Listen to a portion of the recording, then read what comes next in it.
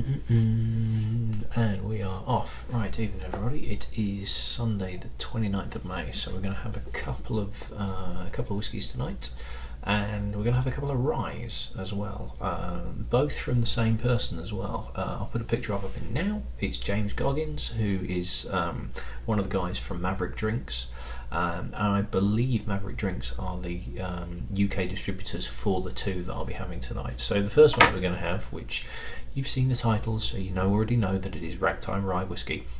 Now Ragtime Rye looks like this, and it is produced by the New York Distilling Company, who are based in Brooklyn, which is here. And this was a company that was set up by a guy called Alan Katz in 2011. Now if you put Alan Katz into Google, what actually comes up to start with, who has a Wikipedia page, and I'm going to put it up now because I can't remember half the things that he did. I put Alan Katz into Google to sort of see what this guy had done, and it was going on about he was a writer and director, and he'd done various bits and pieces. So Alan Katz, Google, go, born in Chicago, as a writer, producer, actor and director. So I'm like, okay, this is kind of a, like a bit of a change of tact. He was one of the youngest writers on Rona Mine's Laughing. If you're based in the UK, you've got no idea probably what that is. Wrote and produced MASH, Roseanne, wrote and starred in Big Man on Campus, which I'm sure I've seen, and it's a pretty bloody awful film. So I was rolling down the Wikipedia page going, and at some point he got into whiskey making. It's not him. It's a completely different Alan Katz whatsoever, who sounds like he's a bit of a sort of enigma in the cocktail world. But anyway, so Alan Katz set this up, the New York Distilling Company, and they've got a gin in particular which seems to be really highly regarded. But they've now got this a brand new release as well of a rye whiskey, because it was released in September of last year, 2015. So it's rye whiskey. It's 72% rye, 16% corn and 12% barley, and it is essentially a 3.5-year-old.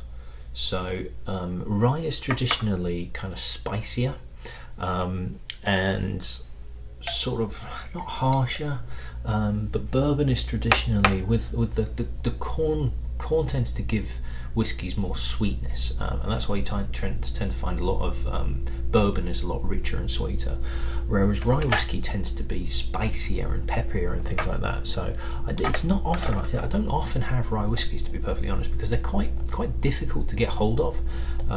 So it's always good to come across them. It's always really interesting to see what they're like. So let's give this a go. So it's a really nice, slightly burnt orange colour as well. There's a really good, yeah, definite sort of orangey, almost like it reminds me a little bit of like a really rich dessert wine. Now there is one it reminds me of, and I cannot remember for the life of me what it was, but it's kind of like a really rich, deep Sauterne wine colour. It's beautiful orange colour on that.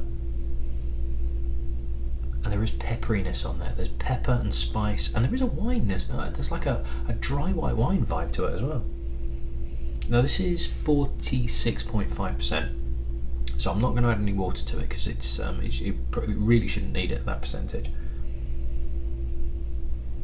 Yeah, and there's a juiciness to it as well.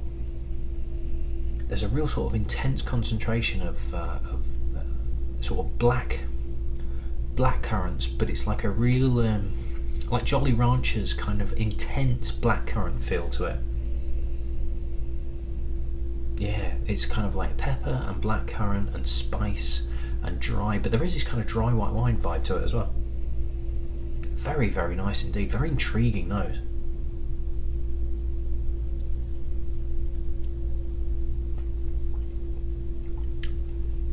That juiciness continues.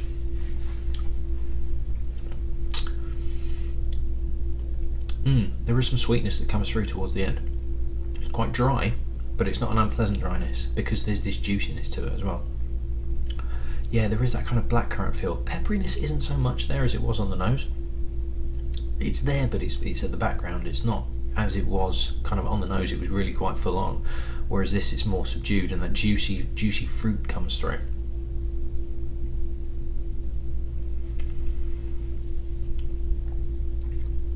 Now this has been quite openly made, more for kind of cocktails and mixologists, and I can kind of understand that.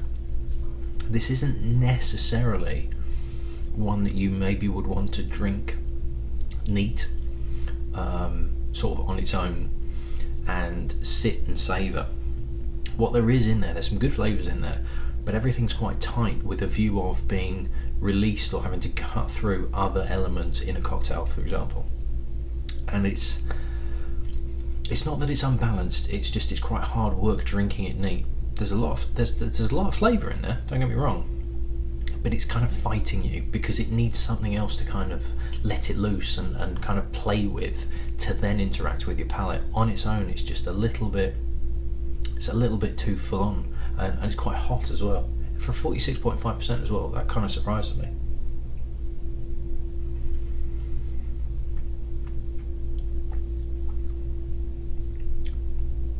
It's an interesting whiskey, but I'm not sure I'd necessarily recommend it neat unless you like your whiskies a bit edgier, and not harder work. That's kind of doing it a disservice. But if you prefer your whiskies with fire and heat, and if you like your bourbons that are a little bit more hot, so things like the Bookers and the Bakers, that sort of thing, that's probably going to go down your street. For me personally, it's a little bit tight. I'd prefer it mellowed out a little bit more. It would be interesting to see what it's like a bit older though. A bit more time in cask to be able to mellow out a bit more, I think would actually be really, really nice. Because the flavours that are there are actually quite pleasant. They're just so tight and just not really letting go. So you're looking at about 45 quid for this if you can find it. It's going to be quite difficult to get hold of. So in the UK you're looking at about 45. I think in the US it's about that dollars for pounds. So it's about $40 for a bottle, which is arguably is about a fair price, I would say.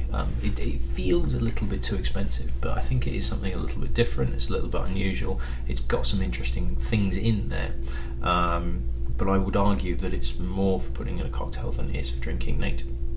Anyway, very nice to have that. Thank you very much, James, for the donation and for the next one that I'm about to go on to. And I should do a quick rinse out and see you in the next one. Cheers.